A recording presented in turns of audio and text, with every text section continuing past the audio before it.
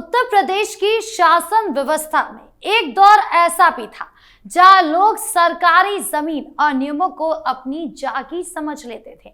रसूख के दम पर अवैध निर्माण खड़े करना और अदालती आदेशों को ठंडे बस्ते में डाल देना आम बात थी, लेकिन जब कानून का पहिया घूमता है और प्रशासन का बुलडोजर अपनी रफ्तार पकड़ता है तो बड़े से बड़ा अवैध साम्राज्य भी ताश के पत्तों की तरह बिखर जाता है।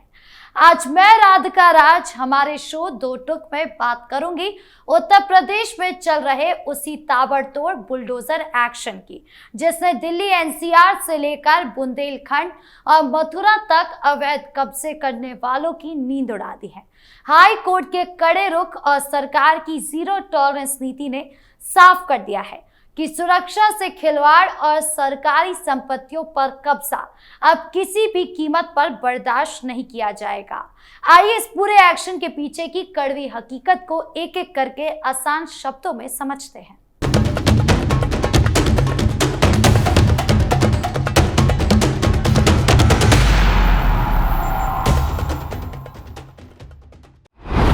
हाई कोर्ट का आदेश और गाजियाबाद में हड़कंप। चलिए सबसे पहले बात करते हैं दिल्ली एनसीआर से सटे गाजियाबाद और नोएडा के इलाकों की, जहां अवैध निर्माण के खिलाफ एक बहुत बड़ी कार्रवाई की शुरुआत हुई। दिल्ली हाई कोर्ट ने सरकारी जमीनों और ग्रीन बेल्ट पर हुए अवैध कब्जों को लेकर बेहद सख्त रुख अपनाया और प्रशासन को तुरंत कार्रवाई करने का निर्देश दिया। अदालत के आदेश मिलते ही नोएडा और गाजियाबाद विकास प्राधिकरण की टीमें जेसीबी और बुलडोजर लेकर उन इलाकों में पहुंच गई जहां सालों से भूमाफिया एक्टिव थे। इस कार्रवाई के तहत कई बड़े अवैध ढांचे, दुकानें और पक्के निर्माणों को ध्वस्त कर दिया गया। सालों से जिन जगहों पर रसूखदारों ने अपने पैर जमा रखे थे उसे प्रशासन ने कुछ ही घंटों में मलबे में तब्दील कर दिया। हाई कोर्ट के कड़े आदेश ने साफ कर दिया कि जब बात सार्वजनिक संपत्तियों की सुरक्षा की आएगी तो किसी भी रसूखदार की पैरवी काम नहीं आएगी। अब प्राधिकरण उन अधिकारियों की भी सूची तैयार कर रहा है जिन्होंने अपनी नाक के नीचे इन अवैध निर्माणों को फलने फूलने दिया, ताकि उन पर भी कड़ा एक्शन लिया जा सके। अदालत के इस कड़े रुख के बाद शुरू हुआ ये महाअभियान सिर्फ एक या दो इमारतों तक सीमित नहीं रहने वाला। दिल्ली हाई कोर्ट की इस नई गाइडलाइन ने साफ कर दिया है कि दिल्ली एनसीआर के पूरे क्षेत्र में जितनी भी सरकारी जमीनें पार्क या पर्यावरण के लिए आरक्षित ग्रीन बेल्ट है, उन्हें हर हाल में खाली कराना होगा। असल में सालों से भूमाफिया स्थानीय अधिकारियों से साठ-गांठ करके इन कीमती जमीनों पर अवैध रूप से दुकानें और कॉम्प्लेक्स खड़े कर रहे थे, लेकिन अब पासा पलट चुका है।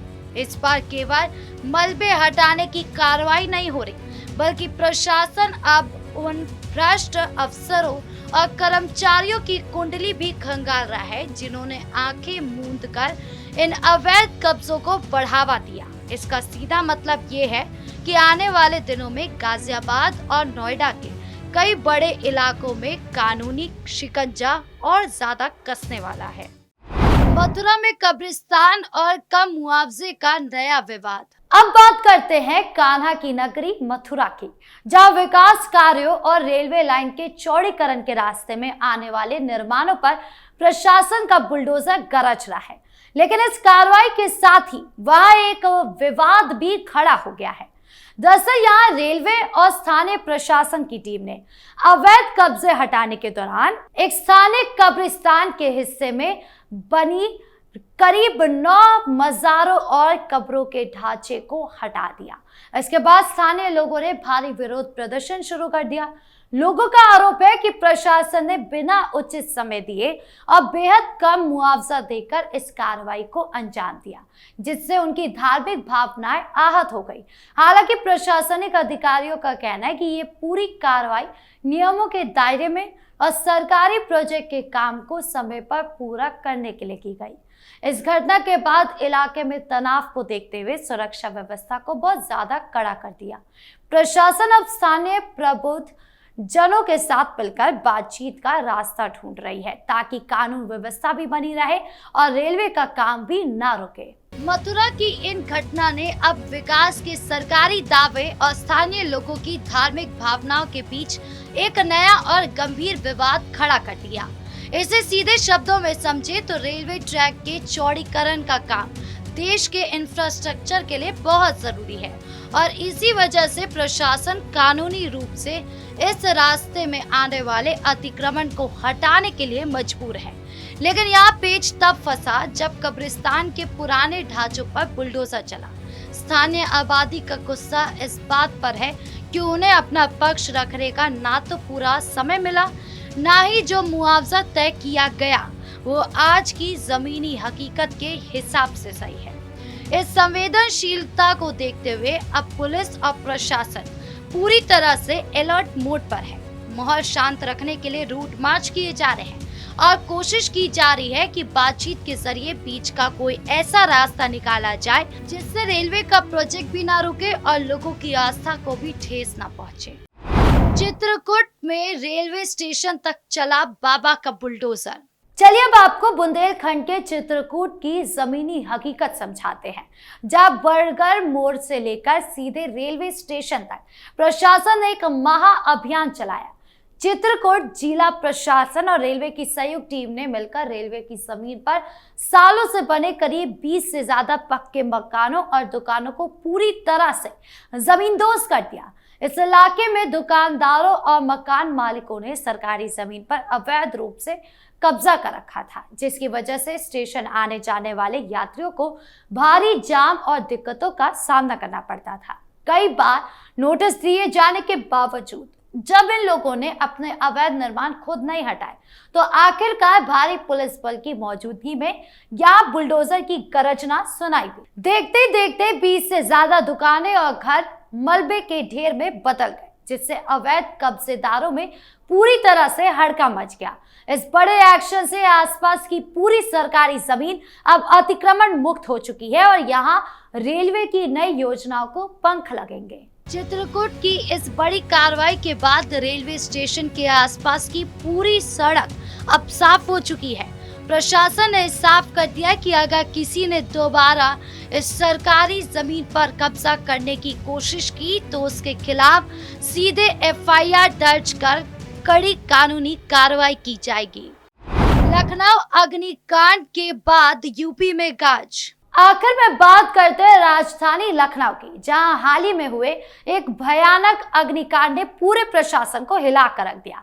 लखनऊ के एक बड़े कमर्शियल कॉम्प्लेक्स में लगी आग के बाद जब जांच शुरू हुई तो पता चला कि वहां चलने वाले कोचिंग सेंटर्स और बिल्डिंग के मालिक के पास कोई फायर सेफ्टी एनओसी ही नहीं थी। इसके बाद प्रशासन ने तुरंत बिल्डिंग मालिकों को डिमोलिशन यानी कि इमारत ढहाने का नोटिस थमा दिया और जल्दी उस अवैध हिस्से पर बुलडोजर चलाने वाला है। इतना ही नहीं, इस एक हादसे का असर पूरे उत्तर प्रदेश में देखने को मिला। शासन के सख्त आदेश के बाद पूरे यूपी में एक साथ सर्च ऑपरेशन चलाया गया, जिसके तहत सुरक्षा मानकों की धज्जियां उड़ाने वाले करीब 48 कोचिंग सेंटर्स को तुरंत प्रभाव से सील कर दिया गया। इन कोचिंग संस्थानों में हजारों बच्चों की जिंदगी को दांव पर लगाकर बेसमेंट और तंग गलियों में बिना एग्जिट गेट के क्लासेस चलाई जा रही थी। अब सभी जिलों के कप्तानों को निर्देश दिया गया है कि जहां भी बिना नक्शे और बिना सुरक्षा उपकरणों के ऐसी व्यवसायिक गतिविधियां चल रही हैं, उन्हें तुरंत बंद करा दिया जाए। लखनऊ के हादसे के बाद शुरू हुआ ये सीलिंग अभियान बच्चों की सुरक्षा को लेकर एक बड़ा कदम माना जा रहा है। सरकार ने साफ कर दिया है कि शिक्षा के नाम पर बच्चों की जान से खिलवाड़ करने वाले किसी भी संस्थान को बख्शा नहीं जाएगा। तो उत्तर प्रदेश की इन चारों बड़ी और ताबड़तोड़ कार्रवाइयों से एक बात तो बिल्कुल साफ हो चुकी है कि राज्य में अब रसूख या लापरवाही की कोई जगह नहीं बची। चाहे दिल्ली हाई कोर्ट का आदेश हो, बुंदेलखंड में रेलवे की जमीन को खाली कराना हो, या फिर लखनऊ हादसे के बाद बच्चों की सुरक्षा के लिए कोचिंग सेंटर्स पर ताला लगाना हो, प्रशासन का रुख बिल्कुल कड़ा है। जो लोग ये सोचते थे कि वो अवैध निर्माण करके या सुरक्षा नियमों को ताक पर रखकर अपनी दुकानदारी चमकाते रहेंगे, उनके लिए कानून का ये हंटर एक बहुत बड़ा सबक है।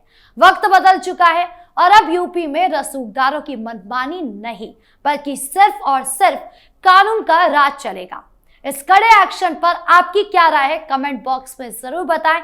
देखते रहिए दो टोक कैपिटल टीवी उत्तर प्रदेश पर। धन्यवाद।